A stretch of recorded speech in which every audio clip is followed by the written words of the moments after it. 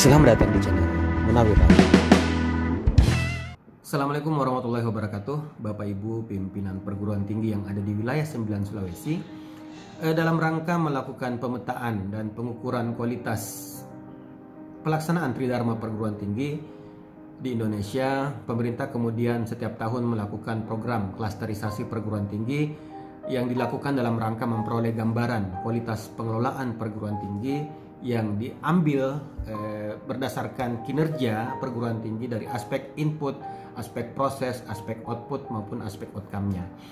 Program klasterisasi perguruan tinggi ini merupakan juga upaya pemetaan dari kementerian untuk melihat kondisi dan kebutuhan masing-masing perguruan tinggi agar program pembinaan, agar penyusunan kebijakan dari kementerian dan Dirjen Dikti itu sesuai dengan tentu saja kebutuhan dan kondisi masing-masing perguruan tinggi tersebut.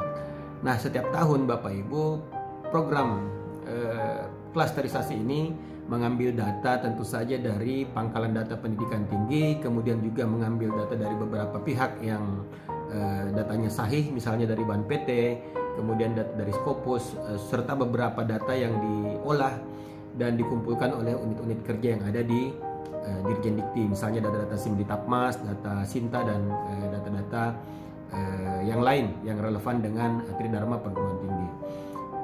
Karena setiap tahun program klasterisasi ini diumumkan biasanya pada tanggal 17 Agustus, maka tahun ini Dirjen Dikti melalui suratnya yang dikirim tanggal 20 Mei 2020 itu menyampaikan bahwa data dan informasi yang diambil untuk klasterisasi tahun ini itu data yang dikumpulkan sampai dengan tanggal 15 Juli 2020. Oleh karena itu Bapak Ibu masih ada waktu kurang lebih 1 bulan dari hari ini bagi Bapak Ibu untuk kemudian melakukan percepatan-percepatan dalam mengumpulkan data ke sumber-sumber data yang saya sebutkan tadi, misalnya data di PDDikti, di Simditapmas, di Sinta, dan lain-lain, agar Bapak Ibu bisa mengoptimalkan peringkat perguruan tinggi Bapak Ibu dan klasternya untuk tahun 2020 ini.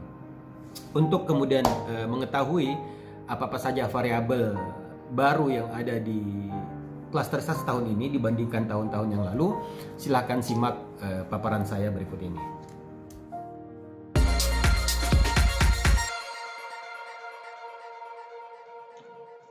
Baik, Bapak Ibu, kita masuk ke penjelasan tentang klasterisasi perguruan tinggi untuk tahun 2020.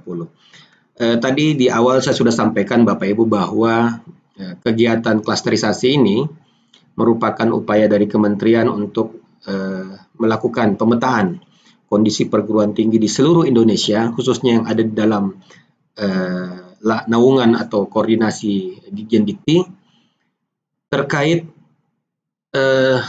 kondisi dan kebutuhan perguruan tinggi masing-masing. Harapannya apa?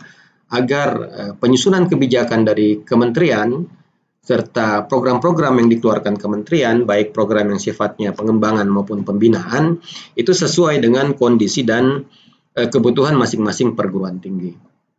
Saya berikan contoh Bapak Ibu, selama ini mungkin Bapak Ibu sudah kenal dengan program yang namanya PPPTS atau program pembinaan PTS. Program pembinaan PTS atau PPPTS tersebut itu dilaksanakan berdasarkan hasil klasterisasi perguruan tinggi ini. Mungkin Bapak Ibu tahu yang berada di klaster 4 dan klaster 5 itu bisa mengajukan proposal PPPTS untuk mendapatkan bantuan dengan skema A.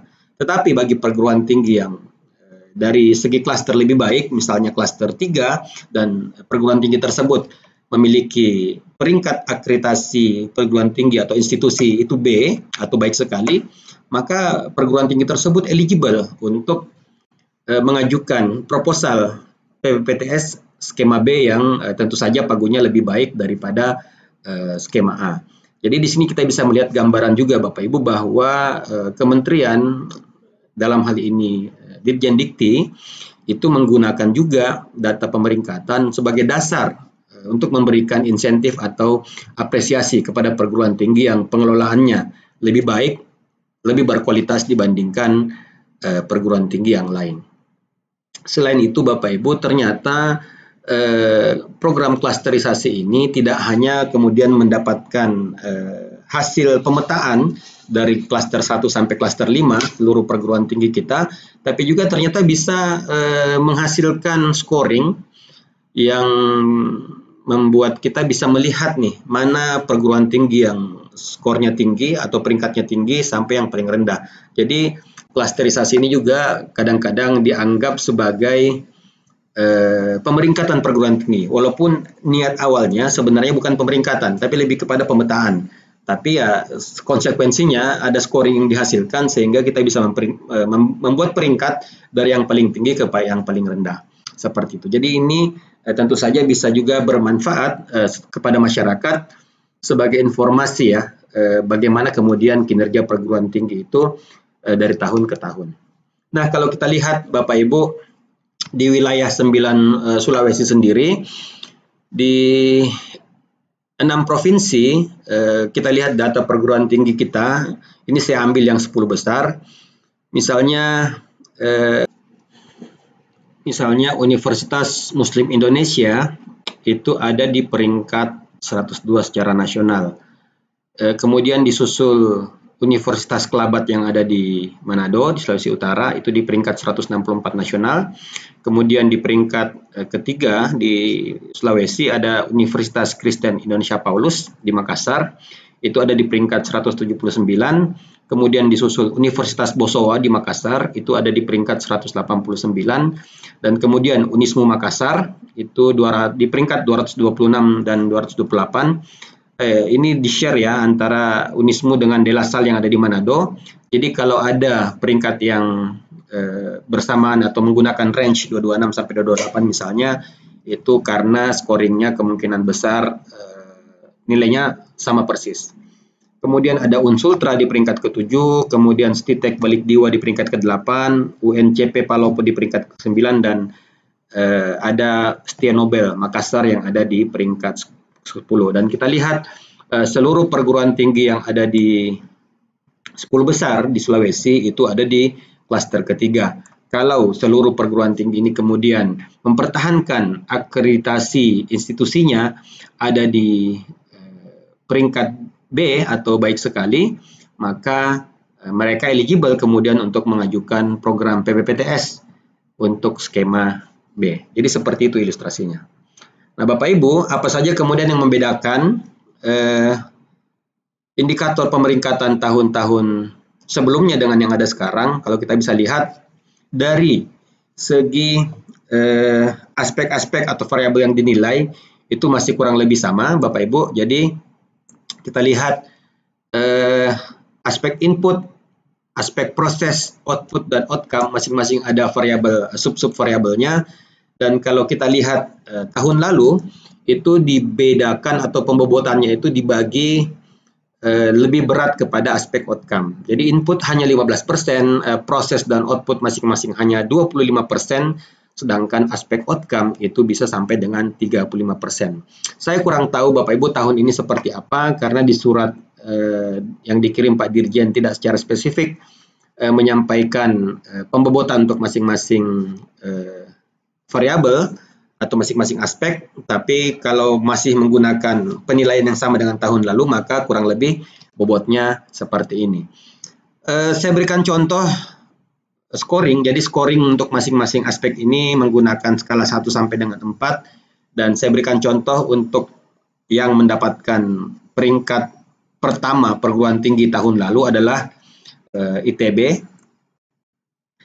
Itu kita bisa lihat nilainya, misalnya untuk aspek input itu sempurna ya 4,0, kemudian di aspek proses 3,9, 3,7 untuk di aspek output, dan 3,278 di aspek outcome. Sehingga dengan komposisi scoring seperti ini, ITB kemudian berhasil ada di peringkat pertama untuk klasterisasi atau peringkatan PT tahun 2019. Kemudian saya berikan contoh kedua, alma mater saya S1 waktu S1 ya, yaitu Unhas. Itu ada di peringkat ke-8 dengan komposisi skor seperti ini, yaitu 3,8 untuk input, 3,7 untuk proses, output, dan outcome-nya ada di skor 2,9 dan 2,2. Jadi bisa kita lihat bagaimana kemudian komposisi dari masing-masing variabel yang ada di peringkat 1 maupun di peringkat ke-8. Nah, Bapak Ibu, kita lihat yang pertama di aspek input, apa saja kemudian yang menjadi variabel-variabel yang dinilai dalam aspek input. Kita lihat yang pertama, ini masih sama dengan tahun lalu, yaitu persentase berapa dosen yang telah berada di gelar atau mendapatkan gelar doktor dari total dosen keseluruhan. Jadi presentasinya semakin banyak dosen yang doktor, tentu saja semakin tinggi scoringnya.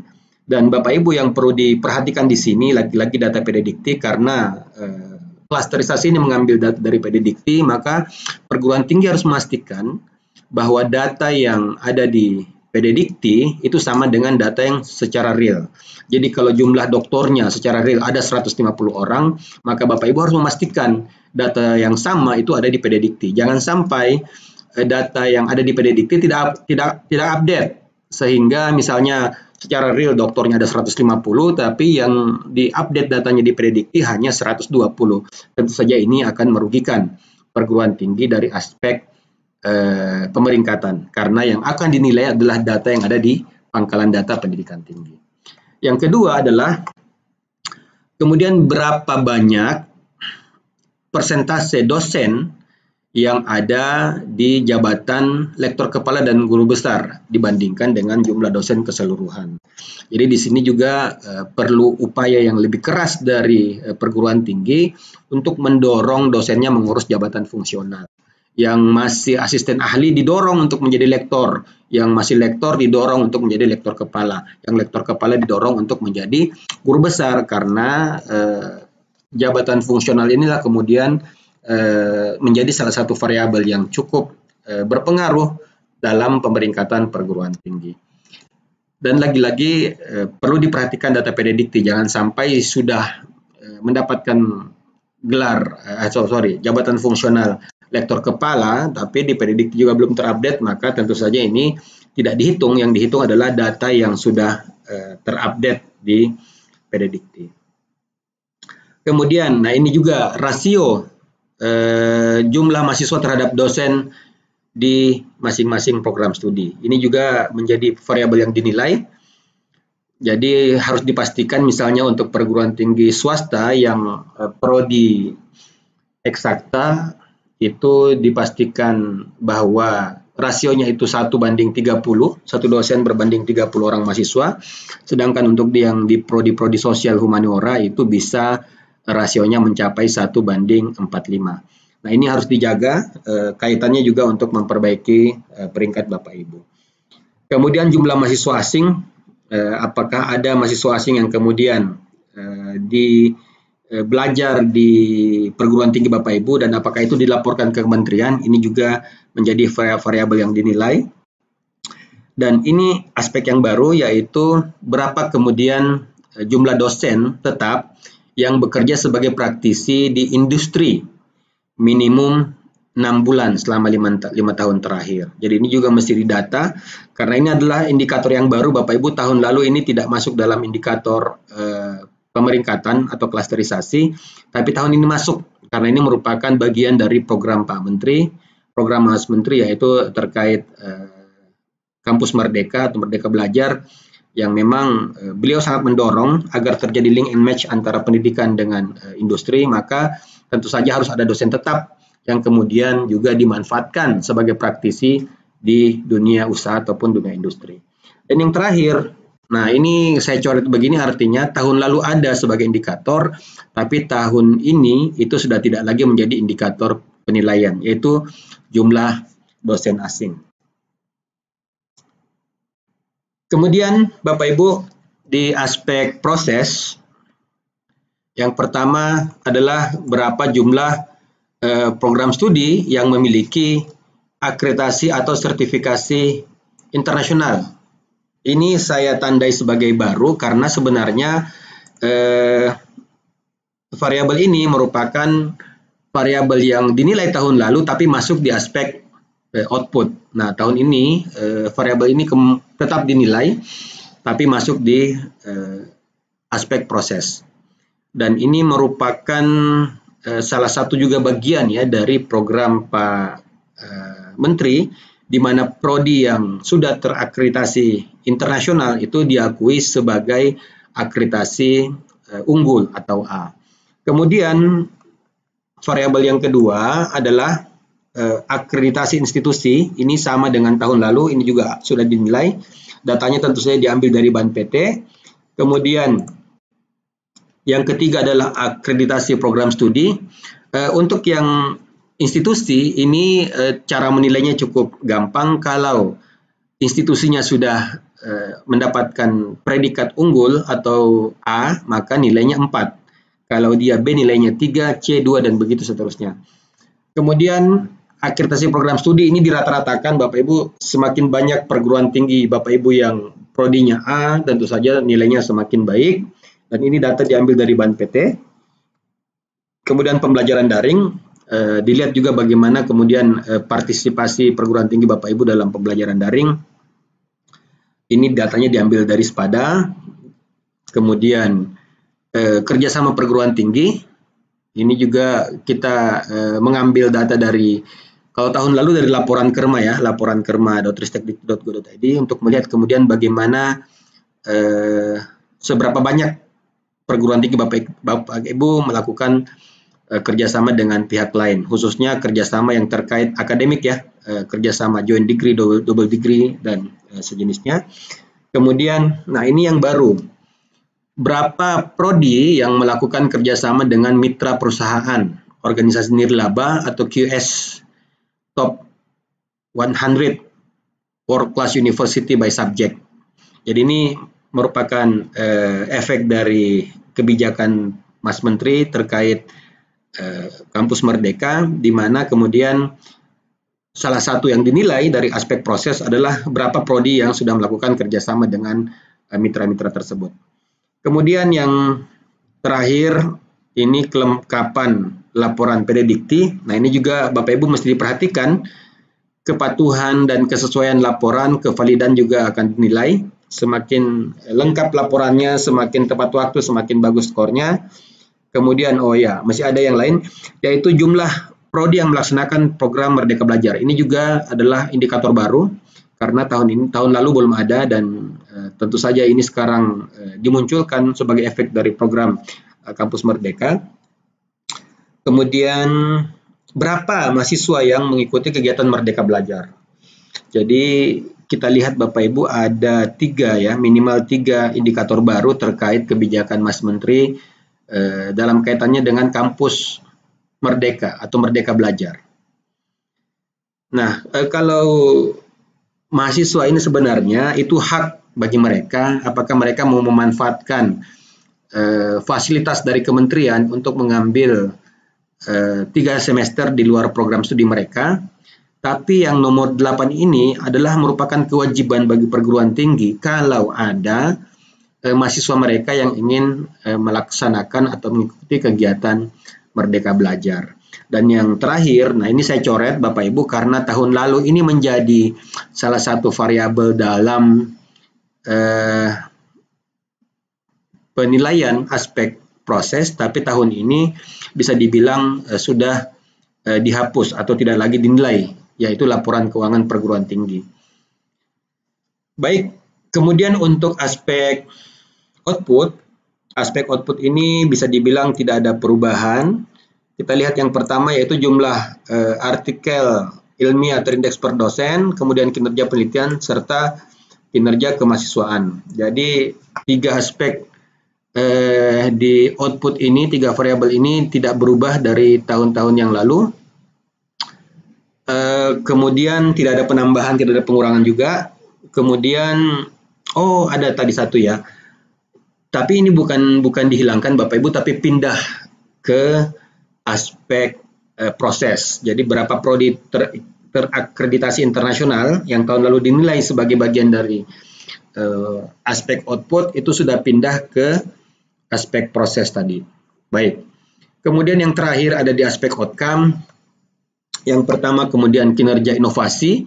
Nah ini kemarin kita dapat info bahwa input datanya diperpanjang sampai tanggal 30 Juni, jadi masih ada waktu kurang lebih 2 pekan bagi Bapak Ibu untuk menginput datanya. Kemudian ini terkait tracer study, berapa kemudian lulusan perguruan tinggi Bapak Ibu yang memperoleh pekerjaan dalam waktu 6 bulan. Ini harus dilacak, dan bisa dibilang tahun lalu ini cukup signifikan dampaknya terhadap pemeringkatan. Kemudian jumlah citasi per dosen. Ini juga menjadi aspek yang cukup signifikan scoringnya, dan berapa jumlah paten per dosen juga dinilai. Kemudian kinerja pengabdian kepada masyarakat. Ini juga menjadi aspek-aspek atau variabel yang dinilai dalam aspek outcome yang kemudian harus di-input oleh perguruan tinggi. Dan nah tadi Bapak Ibu kami ingatkan kembali bahwa karena lazimnya klasterisasi ini diumumkan setiap tanggal 17 Agustus setelah upacara bendera, maka biasanya memang dibatasi lebih awal untuk data yang ditarik agar bisa diolah dan kemudian ditarik hasilnya. Jadi kami ingatkan Bapak Ibu, pimpinan perguruan tinggi, Bapak Ibu mulai hari ini berarti masih ada waktu kurang lebih 1 bulan dari hari ini untuk melengkapi data-data yang saya sebutkan tadi, saya sampaikan tadi. Jadi masih ada waktu, Bapak Ibu silahkan timnya digerakkan. Tentu saja tadi kita berharap agar tahun 2020 ini ada perguruan tinggi di Sulawesi yang kemudian bisa masuk ke 100 besar. Jadi itu target kita, kalau bisa 2 atau 3. Kalau bisa sampai 5 ya, tentu saja untuk masuk ke 100 besar Bapak Ibu harus mempersiapkan variabel-variabel yang tadi, dan perlu diingat perguruan tinggi di wilayah lain juga tentu saja melakukan perbaikan-perbaikan, percepatan-percepatan, sehingga Bapak Ibu kami harap untuk berusaha yang sekeras-kerasnya. Kalau butuh bantuan informasi jangan ragu hubungi kami di wilayah 9, kami akan membantu Bapak Ibu untuk kemudian mencari solusi bagaimana agar aspek-aspek atau variabel-variabel dalam penilaian tersebut itu bisa kita tingkatkan. Sebelum saya akhiri, Bapak Ibu, saya ingin memperlihatkan ini surat dari Pak Dirjen. Kalau kita lihat memang di lampiran surat tersebut belum spesifik ya, dijelaskan dari mana kemudian sumber-sumber data itu akan diambil, jadi masih general, lebih terkait kepada Pedidikti, Ban PT maupun direktoratnya.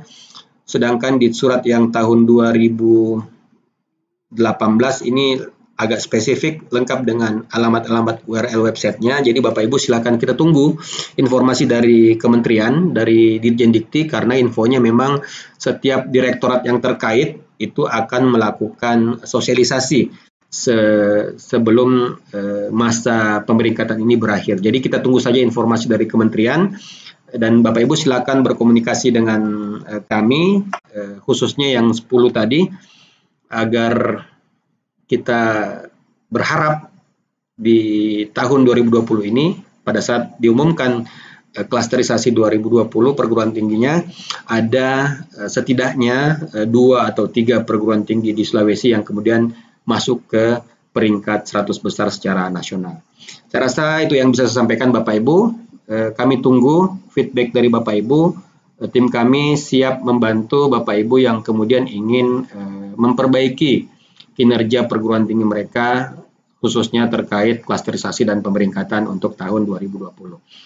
Terima kasih atas perhatian Bapak Ibu. Lebih dan kurangnya saya mohon dimaafkan. Assalamualaikum warahmatullahi wabarakatuh dan selamat pagi.